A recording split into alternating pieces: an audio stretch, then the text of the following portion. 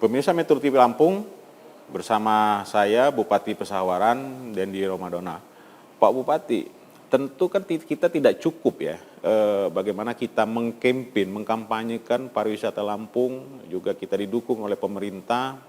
Tentu masyarakat juga harus sadar bahwa sebagai pelayan, tadi UMKM begitu masif dilakukan, juga bagaimana menyadarkan wisata supaya orang kembali lagi ke Pesawaran, ke Lampung. Tentu ini juga kaitannya dengan kualitas sumber daya manusia. Nah, ini penting. Tentu mungkin Pak Bupati punya kiat yang lebih lebih masif lagi, sehingga kita canangkan Pesawaran melayani dalam berwisata. Silakan Pak Bupati. Iya, tadi kembali ke awal yang segmen pertama tadi, Bung Is, bahwa yang saya kejar pertama ini adalah bagaimana pertumbuhan, bagaimana SDM kita bisa adaptasi dengan ada pertumbuhan destinasi wisata yang menjadi nilai tambah bagi Kabupaten Pesawaran. Program-program pemerintah menjurus ke sana semua. Udah saya bilang, kalau Pesawaran sudah luar biasa, diberikan oleh Tuhan Yang Maha Esa itu alam yang begitu luar biasa. Tempat lain kita harus membuat wisata itu. Contoh Jawa, banyak sekali wisata buatan. Ya, dan itu mahal. Dan kekayaan di Pesawaran itu melebihi NTB, melebihi Manado ya. Dari sisi, gimana ini? Dari sisi jarak. Jadi saya selalu membranding masyarakat saya dengan program-program yaitu tadi. Memang kita tidak bisa menekan masyarakat tuh kamu harus bisa bahasa Inggris, kamu harus bisa mengerti itu apa sabta pesona, apa kamu harus bisa mengerti bagaimana ngomong lemah lembut dengan wisatawan. Nggak bisa seperti itu. Ya, saya ajarkan mereka awalnya senyum. Dulu pernah saya buat pertama kali saya di Bupati, saya buat komunitas senyum. Karena jangan sampai wisatawan hadir itu kalau diterima dengan senyuman, pasti mereka akan nyaman dulu. Baru mereka bisa berinteraksi. Tapi kalau kita dilihat dengan tatapan yang sinis, tatapan yang berpikir, wah ini wisatawan akan mengeluarkan uang untuk kita, itu jangan, saya bilang. Itu dari awal, setelah dari senyum dan lain-lain, akhirnya kita meningkat. Bagaimana pemahaman berdiskusi tadi dengan wisatawan, menerangkan telling story seperti apa, bagaimana Pesawaran pada saat di kapal, pemilik kapal yang pembawa kapal pun bisa bercerita bahwa ini dulu laut ini apa, Pahawang itu apa, pulau-pulau kita ada berapa itu kita berikan. Pok Darwis kita perkuat. Nah, itu dari segi pemahaman SDM-nya. Walaupun sulit, masih jauh. Ya, saya belajar. Waktu itu saya pernah bicara dengan Bapak Gubernur Bali. Bali itu hampir 50 tahun untuk bisa men-trade masyarakatnya beradaptasi dengan bahwa Bali adalah terbuka untuk wisatawan. Ya. Nah, kita pun seperti itu. Makanya RPJM saya kan sampai 2025. 2025 berarti 5 tahun. 10 tahun bumi wisata di Pesawaran itu yang benar-benar terwujud dalam satu bentuk nyata seperti itu. Nah, itu. Juga kami hadirkan, kami ada Cyber Academy namanya. Kita sering Zoom meeting, apalagi kemarin pada saat COVID itu saya manfaatkan sekali dengan bagaimana merekrut pelaku-pelaku wisata, pelaku-pelaku UMKM untuk kita soundingkan kepada CEO, narasumber, keynote speaker yang punya kompetensi untuk bicara terkait bagaimana pariwisata dan produk UMKM. Nah, terus itu. Desa-desa juga ada program Dedi Dewinya, desa digital, desa wisata. Itu kita membranding bukan hanya mencap, desa kamu baik, desa kamu punya gunung, langsung dijadikan desa wisata, enggak gitu. Masyarakatnya, desa hamparan sawah pun hari ini yang saya bisa dijadikan wisata. Yang penting masyarakatnya mau berkreasi dan mau berinovasi.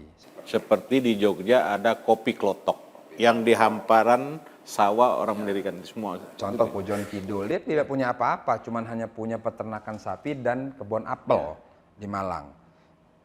Lalu sawah semua, sawahnya ditutup, bukan ditutup ya, sawahnya itu tetap bisa berproduksi sesuai dengan siklus panen, tapi pada saat dia mulai tandur, sawah itu berfungsi bisa untuk wisata dan lain. Kepala desa pernah saya bawa untuk berstudi komparasi ke sana dan lain-lain. Dan beberapa desa sudah membuat BUMDes yang menjurus kepada UMKM yang ada konektivitasnya dengan wisata. Membentuk juga kepala contoh di satu kecamatan kami namanya Wairatai. Dari 10 desa membentuk satu konsorsium bisnis yaitu BUMDesma, Badan Usaha Milik Desa Bersama. Itu mereka membuat kafe, mereka membuat destinasi wisata dengan konsep bersama, terintegrasi semua, seperti itu. Jadi saya bicara wisata personil tidak hanya bicara bahari, karena saya juga jujur saja, saya belum mengekspos dan belum mengeksplor semua kekayaan alam di Pesawaran. Karena saya harus siap dulu dari sisi pondasinya tadi apa yang dikatakan Bung Is, masyarakatnya, lalu juga sarana prasarananya. Jangan sampai tadi, contoh kita cukup tahu Pesawaran daerah wisatanya banyak, tapi kok jalannya masih sempit. Tadi sempat kita diskusi sebelum acara ini kan, itu harus kita pikirkan. Lalu bagaimana sampahnya, ya kan? Bagaimana keterlibatan pihak ketiga. Pihak ketiga itu dalam artian apa? Karena Pesawaran ini terhubung dengan kabupaten kota yang lain, contoh dengan Kota Madia. Bagaimana agar tidak sampah kota itu tidak masuk ke destinasi wisata. Karena kota banyak juga muara-muaranya yang memang berhadapan langsung dengan destinasi laut kami ya, pulauan, sehingga sampah juga banyak yang keluar di musim-musim tertentu, banyak menumpuk sampah dari muara-muara yang ada di Lampung Selatan, di kota, dan termasuk dari Pesawaran. Jadi keterkaitannya banyak bicara wisata ini, bagaimana sustainable berkelanjutannya, SDM-nya, dan juga bagaimana inovasinya, seperti itu. Nah, dari tadi Pak Bupati bilang bahwa Plus UMKM kita libatkan juga dari pihak ketiga juga yang selama ini berdagang retail. Ya kita sebut saja mart-mart itulah ya, itu kita gandeng agar mereka bisa mendampingi UMKM kita biar bisa standar, karena mereka juga butuh, karena mereka berjualan produk-produk kita juga kan, kita butuh, dan malah sudah sampai ada yang ekspor. sekarang berapa sumbangsi retribusi atau pemasukan dari wisata? Kalau dari wisata itu ada berapa bagian PAD ya, ada dia pajak, ada dia retribusi ya. Kalau retribusi masih di 5 miliaran, retribusi toh ya. Tapi kalau di pajak, itu ada formulanya, tergantung dengan kunjungan, contoh pajak hotel, pajak restoran, pajak pemanfaatan kekayaan alam, dan lain-lain, itu ada di situ semua. Kalau retribusi berbeda. Tiap tahun terjadi peningkatan? Kita belum bisa ngukur di 3 tahun terakhir, karena lonjakan terakhir itu ada di 2019. Langsung COVID? 2019 pun kita mulai pulih karena 18 sebelumnya kan ada tsunami Krakatau, sehingga juga menyebabkan kekhawatiran orang untuk berwisata ke Pesawaran karena ada dampaknya. 19 itu tapi terjadi lonjakan di akhir 2020 ini. Kita mulai bisa hitung lagi di 2022 kemarin, karena 2022 Agustus itu pemerintah sudah mulai melonggarkan dunia wisata, nah itulah sudah mulai adanya peningkatan. Kegiatan dan pendapatan. Mohon maaf, bukan Agustus, pasca Hari Raya Idul Adha maksud saya, bulan Juli itu seperti. Yang tiap minggu terjadi lonjakan. Ya, tiap minggu terjadi lonjakan. Sekarang kita sedang menata, memperbaiki fasilitas-fasilitasnya, dan juga tadi memberi pemahaman kepada SDM-nya, ayo sama-sama menjaga gitu loh. Bukan hanya kita berebut masuk okupasi tingkat kedatangan wisatawan saya, tapi juga tadi kalau sudah penuh jangan dipaksakan gitu. Nah, karena kan kenyamanan dan keamanan wisatawan juga harus kita perhatikan. Tapi kan ada wisata dari sifatnya dijejalin terus, masuk terus ya kan. Nah, itu nggak boleh.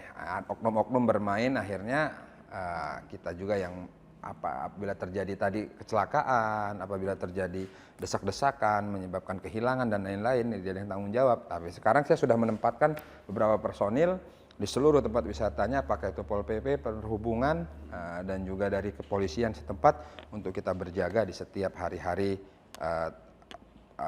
jadwal-jadwal libur. Pak Bupati, kita tahan. Ada beberapa hal yang harus saya tanyakan. Kaitan ada beberapa investor di bidang pariwisata sudah masuk ke Pesawaran hari ini. Artinya Pesawaran lebih meningkatkan performanya, baik itu dari SDM, bagaimana orang bisa membawa pulang oleh-oleh dari Pesawaran. Pemirsa Metro TV Lampung, sebelum Pak Dendi Romadona menjawab itu semua, lihat pesan-pesan berikut ini.